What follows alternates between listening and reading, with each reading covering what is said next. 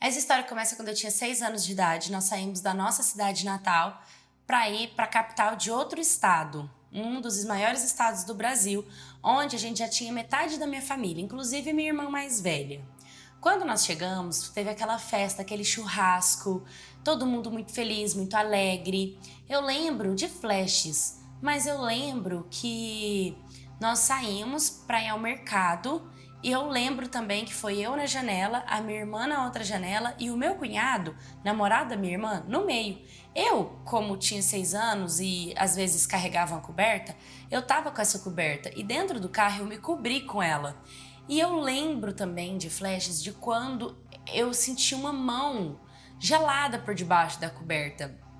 Eu lembro da mão gelada porque ele estava segurando uma latinha de cerveja, entende? Então ele estava e a mão passou pela minha perna, eu lembro de eu arrepiar inteira e de eu travar assim a minha coluna.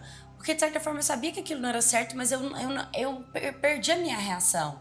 Só que aí ele começou a palpar mesmo o meu corpo até chegar no meu órgão genital e ele ficou me apertando o meu corpo, apertando os meus órgãos, apertando a minha coxa. Eu tava muito agoniada e quando nós saímos do mercado para voltar para casa, eu queria não ficar do lado dele, sabe? Eu consegui não ficar mais do lado dele. E todas as oportunidades que eu tive de evitá-lo, eu evitava, porque ele me olhava com um olhar meio tenebroso. Eu tinha um pouco de medo dele, sabe?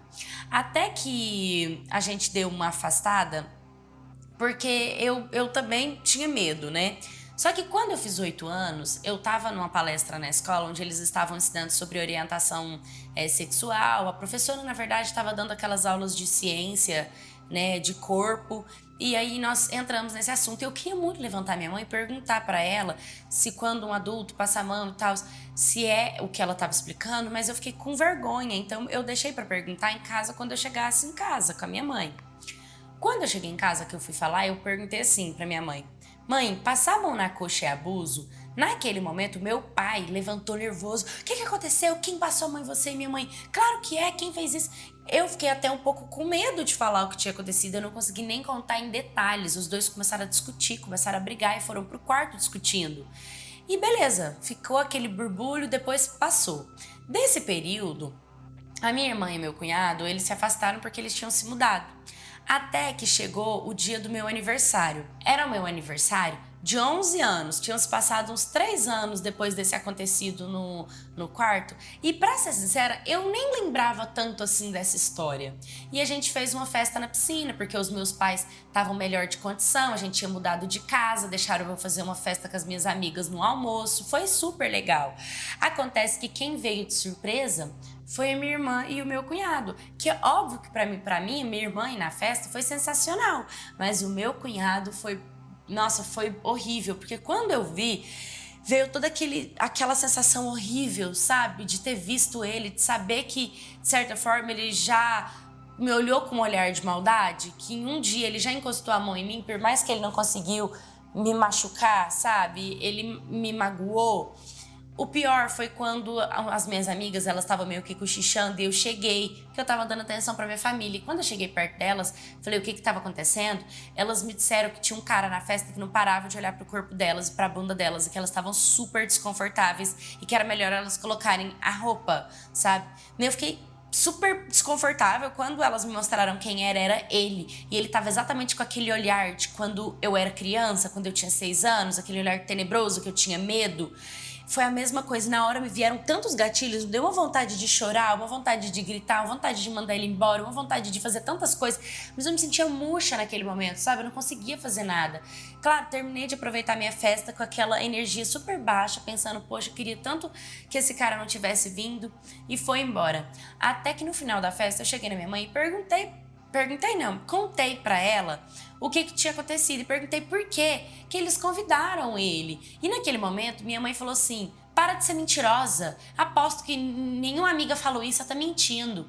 E quando minha mãe me chamou de mentirosa e falou que eu tava mentindo, que as minhas amigas não tinham se sentido desconfortável nada, que isso era coisa da minha cabeça, eu fiquei tão chateada, tão mal. Aquilo me fez um mal que vocês não estão entendendo como aquilo me fez mal.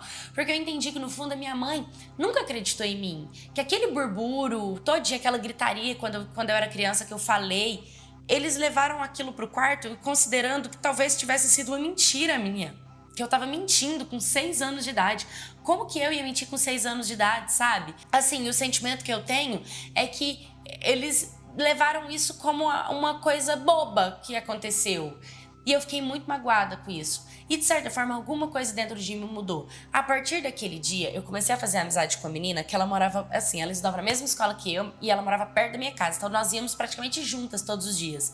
E ela era uma menina totalmente diferente. Pelo pouco que eu fui conhecendo ela, a mãe dela vivia na casa do namorado. E às vezes passava 2 meses lá pra casa do namorado e essa minha amiga vivia sozinha. Então ela morava sozinha, cuidava da casa dela, cuidava da vida dela, levava quem ela queria pra casa dela, fazia bagunça na casa dela. A mãe dela não estava nem aí pra ela. Diferente de mim. Eu tinha os meus pais mais rígidos, eles brigavam comigo, eles chamavam minha atenção. Eu tinha hora pra entrar e hora pra sair, se era da escola pra casa. Então um dia, já que eu não podia sair, ela me convidou pra gente poder matar a aula. E falou, vamos sair então. Durante a aula, eu fiquei um pouco assim, porque eu nunca tinha mentido pros meus pais, mas aceitei. Desviamos do caminho, fomos parar na oficina onde ela tinha um namorado. E eu lembro que nessa oficina tinha vários homens e ali eu tava totalmente desconfortável, eu era tímida, eu era retraída, eu era fechada. E aí naquele momento eu lembro que eu comecei a chorar, o namorado dela veio, perguntou o que tava rolando, eu falei que tava desconfortável, queria sair dali.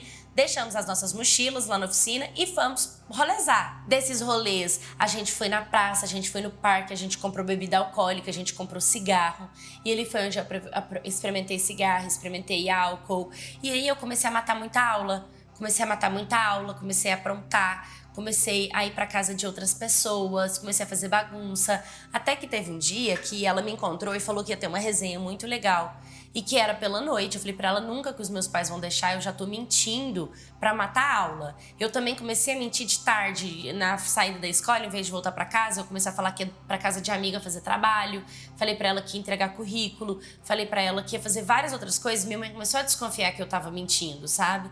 Até que a escola também começou a falar pra minha mãe que eu tava matando a aula, mas mesmo eles brigando comigo, eles não conseguiam deixar o trabalho pra cuidar de mim. Então eu acabava matando a aula, porque eu que meio que cuidava de mim, por mais que eles eram rígidos. Até que nesse dia à noite eu falei que não dava, porque sair à noite meus pais realmente não iam deixar. E foi quando eu tive a brilhante ideia de esperar eles dormir e fugir à noite. E foi o que eu comecei a fazer.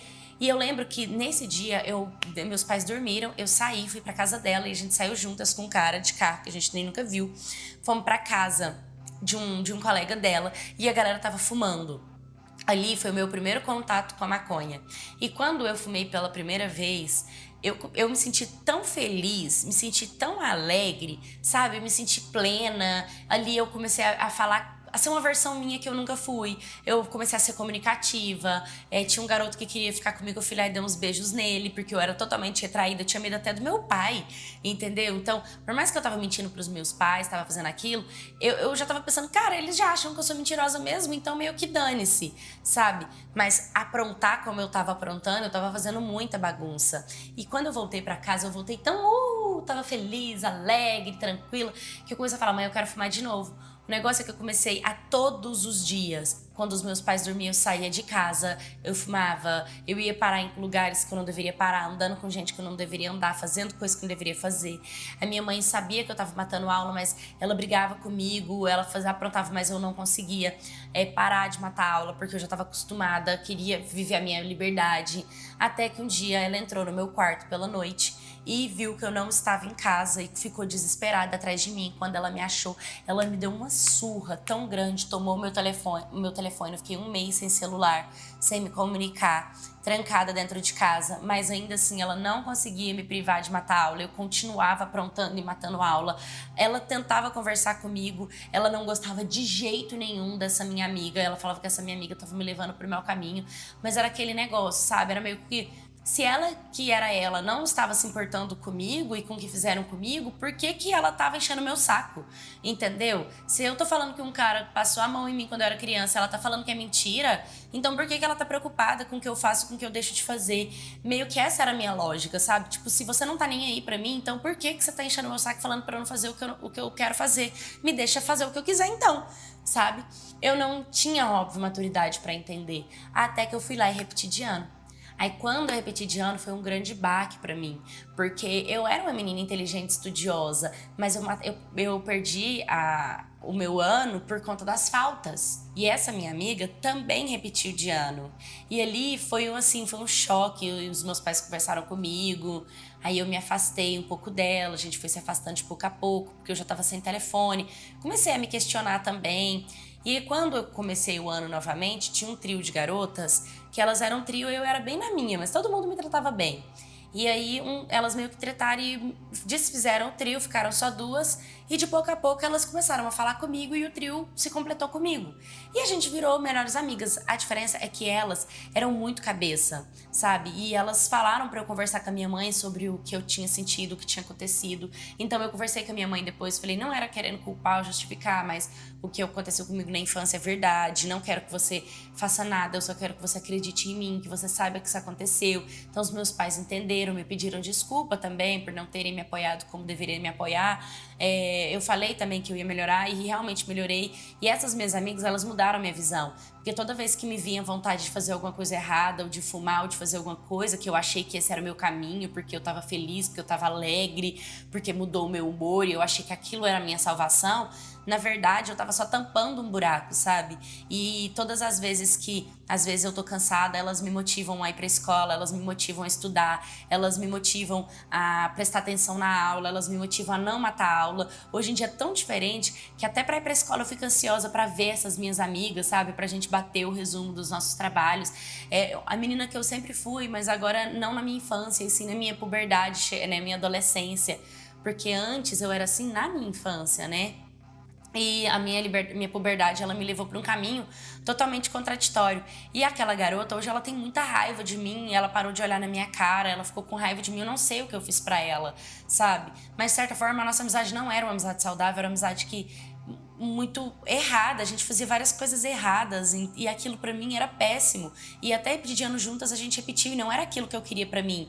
E hoje, de verdade, eu tô tão feliz, eu tenho amigas que realmente mudaram a minha visão, mudaram o meu comportamento, porque elas me ajudam, elas me lembram da minha essência, do meu valor, do meu princípio, do meu objetivo, do meu futuro, do meu propósito de vida. São várias coisas. Então, eu espero de verdade que essa minha amiga esteja tão bem como eu estou também. E eu deixo essa história de exemplo, porque tem muitas pessoas que acham que a amizade não influencia. A amizade, ela te influencia muito. Ela te coloca em lugares, ela te leva a fazer coisas, ela te faz experimentar coisas que você nunca imaginou que ia fazer na sua vida, porque a pessoa que você gosta tá fazendo e tá dando certo com ela e tá tudo bem.